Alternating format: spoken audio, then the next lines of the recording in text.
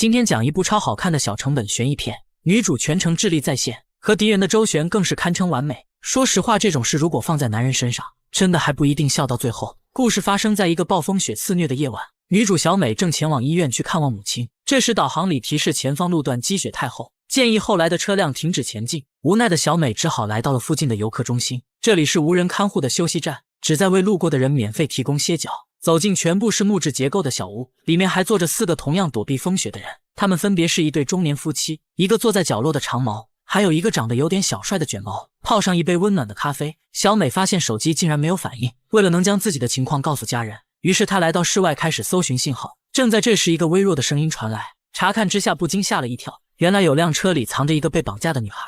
小美意识到绑匪就在休息区内，冷静之后她拍下了车的牌照，刚想安慰车内的小女孩，抬头就看见长毛正盯着这里。小美慌忙拿起手机继续搜寻信号。刚刚回到小屋，中年夫妻邀请大家玩扑克，小美心怀忐忑地坐了下来，大家一边打牌一边聊天。从谈话中得知，老黑是一名参与过战争的退伍军人。听到这里的长毛打了一个冷战。Do you ever kill anyone? I lost count. 随着时间的推进，长毛的表现越发显得异常，每打几把就变得十分暴躁。What the? Whoa, hey, buddy. Relax. 意识到失态的长毛匆匆离场。从他的表现来看，小美猜测这个长毛就是绑匪无疑。随后他躲进卫生间想要报警，可拨了几遍110仍旧没有信号。无奈之下写了一条求救信息，并附上了绑匪的车牌号。结果可想而知，手机都打不通，信息自然也发不出去。因为担心女孩在车里冻死，小美决定先把她救出来。找到几个趁手的工具，她撬开了卫生间的后门，穿过一片参天大树，几分钟就绕到了房子前面。当破坏车门钻进车子，小女孩已经冻得瑟瑟发抖。就在这时，长毛突然回到了车上，小美急忙用毯子掩护，所幸长毛丝毫没有察觉。只见他打开暖气设备，一面警告女孩不要乱动，一面弯腰检查车内的情况。小美握紧壁纸刀想要偷袭，但下一秒看到了对方的手枪。见此情形的她不再妄动，心中想到必须得找人帮忙。等到长毛下车之后，小美原路返回卫生间，然后找来卷毛将此事讲了一遍。卷毛听后显得十分冷静，他在房间找到一把射钉枪，并详细说了自己的计划。计划就是小美直接去救女孩，长毛见状肯定会尾随其后，趁着这个功夫卷毛再出手攻其不备。可当小美撕开女孩嘴上的胶布后，她的一句话让人惊出冷汗。But where are the men? 小美意识到绑匪不止一人，急忙透过车窗查看，果然还是低估了长毛和卷毛，想不到他们竟然是一伙的。随后两人朝着汽车走来，当车门被猛然拉开，小美早已没了踪影。此时的小美从后门逃回了卫生间，可她刚进来就被赶到的卷毛抓个正着。他威胁小美必须闭嘴，不然就杀掉休息区的所有人。迫于对方的压力，小美只好默认当作什么都没发生。大家重新坐到了一起，相安无事地攀谈起来。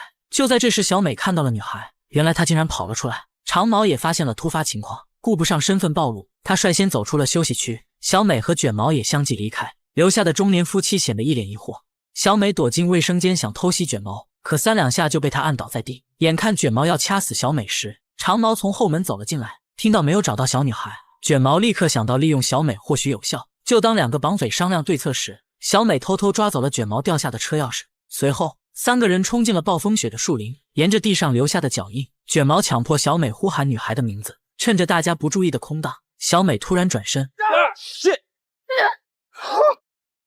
小美跌跌撞撞滚下山坡，混着夜色躲在了一棵大树后面。与此同时，枪声惊动了休息区的中年夫妻，他们向外仔细查看，发现不远处的地上躺着一个人。随后老黑将女孩救回了房间。这时小美也踉跄着逃了回来。经过她的简单讲述，中年夫妻知道了事情的来龙去脉。同一时刻，卷毛2人赶回了休息区，因为担心屋内的老黑可能有枪，他们拿来汽油将其洒满房子周围，然后叫嚣最好交出女孩，不然就烧掉整个休息区。女人劝说不如交出人质，此话一出，立刻遭到了老黑和小美的拒绝。这时外面的绑匪说女孩是个病人，必须赶紧用药才能活下去。曾经是护士的女人证实了这一点，说女孩再不用药真的会有危险。老黑听后呼喊卷毛把药交出来，然后他们可以把车钥匙还回去。这句话点醒了卷毛，他摸索后发现车钥匙果然不见了。就在这个节骨眼上，小女孩缓缓醒了过来。然而她的第一句话却让整个事件发生了反转。Is this Lowry? 原来老黑的妻子是女孩家的保姆，也是这起绑架案的策划人。几周前，小女孩惯例在家里羞辱保姆，她让对方拿着吸尘器跳舞，女人被迫无奈跳了起来。就在小女孩开心的同时，她显然不知道自己惹下了大麻烦。紧接着有2个蒙面人冲进来绑走了她，小女孩惊恐的呼救呐喊，但保姆却表现得无动于衷。她之所以要绑架女孩，全是因为赌博欠下了一屁股债，只要和绑匪敲诈一下女孩的富豪父亲，自己就能轻松渡过难关。然而绑匪却发现女孩患有重病，如果不及时服药就会有生命危险。为了保证人质的安全运送，绑匪要求女人赶紧把药送过来。迫于无奈，女人只好骗老公说一起去度假。可不凑巧，刚刚追上绑匪，他们竟然因为暴风雪困在了休息区。眼下女人的事情败露，老黑满脸疑问地望向了妻子。就当绑匪扬言要烧掉屋子时， He doesn't have a gun! 这句话犹如平地惊雷，立刻让局势瞬间斗转。女人用防狼喷雾搞定小美，然后向老公解释起具体情况。趁着老黑还在恍惚的间隙，女人挪开了挡住房门的椅子，冲进房间的卷毛很快控制了局面。小美被长毛拉到一边，老黑手里也没了武器。女人给小女孩注射完药物，然后起身想和绑匪谈判。她天真的以为自己和老公能够全身而退，可下一秒，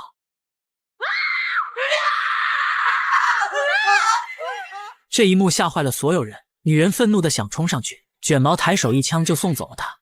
捡起地上的射钉枪，卷毛拉着小美将其拖到了墙边，不顾对方的苦苦哀求，卷毛把她的手臂钉在了木板上。剧烈的疼痛让小美短暂失语，可她并没有丧失求生欲望。长毛被这突发事件吓得不轻，卷毛扶着她去卫生间清醒一下。趁着这个机会，小美尝试用右手拔出钉子，可身体根本无法承受这份剧痛。绝望的她无意发现旁边竟然有一把起钉锤，因为工具有点距离，小美尝试几次也未能够到。这时她想到了小女孩，急忙让其过来帮忙。当2个劫匪赶回房间，小美已经将铁锤藏在了身后。卷毛过来索要车钥匙，但小美没有松口，她知道对方一旦拿到东西，自己就会被当场杀掉。就在这时，手机突然响起，原来是之前未发送的信息成功了。卷毛预感大事不妙，如果不尽快逃走，半小时后就会被警察抓个正着。无计可施的卷毛抓起小女孩，威胁要将她钉在地板上。小美被这丧心病狂的一招屈服，只好讲出了钥匙藏匿的地点。卷毛把枪递给长毛让其留下，自己则去寻找车钥匙。等到卷毛走后，小美深知这是最后的搏命机会，她让小女孩去把灯关掉，说是能否逃跑全靠此举。小女孩哆哆嗦嗦站起身子，然后小心翼翼地走向了开关。长毛见状举起手中的枪，怒斥女孩最好赶紧回去。小美看出长毛心存善良，判断他的人性之光不会威胁2人。在长毛手足无措之时，小女孩关掉了屋内的灯，电光火石之间，小美迅速用起钉锤拔出了钉子。长毛推开小女孩去开灯，转身就吃了小美的重重一锤。待到卷毛回到房间，小美正拿着枪抵着长毛，卷毛手持射钉枪步步紧逼，小美警告他不要轻易妄动。正当2人僵持不下时，小女孩竟拿着铁锤冲了过来，意外来得太过突然，长毛的额头就这样打了钉子。卷毛变得神色慌张，毕竟对方是自己的亲弟弟。只见他慌忙上前搀扶并轻声安慰。趁着2兄弟说话的功夫，小美带着女孩慢慢退出了房间。卷毛安慰弟弟马上去医院，然后扶着他缓缓向外走去。可他们快到门口时，地上的血迹让长毛彻底躺平，这一下可扎扎实实的死透了。另一边的小美发动汽车，可她还没起步，愤怒的卷毛就冲了出来。面对密集的疯狂射击，没几下就打中了轮胎，失衡的汽车也顺势撞向了灯柱，冲击力让车内的2人晕了过去。看了看已经报废的汽车，卷毛转身走向了房子，再看一眼倒霉催的弟弟，他拿出了身上的火柴，并生无可恋地点燃了休息区。几分钟后，卷毛从一片火海中猛然转身，然后大踏步准备离开。此时的小美从昏迷中苏醒，好巧不巧，警察也赶了过来。聪明的卷毛反应很快，他躲在车旁说自己遭遇了绑匪。这时小美从车里探出手枪，一枪命中了卷毛。这一幕在警察看来，出现的小美才是危险人物，然后毫不犹豫开了一枪。卷毛眼疾手快，捡起地上的枪就反杀了警察。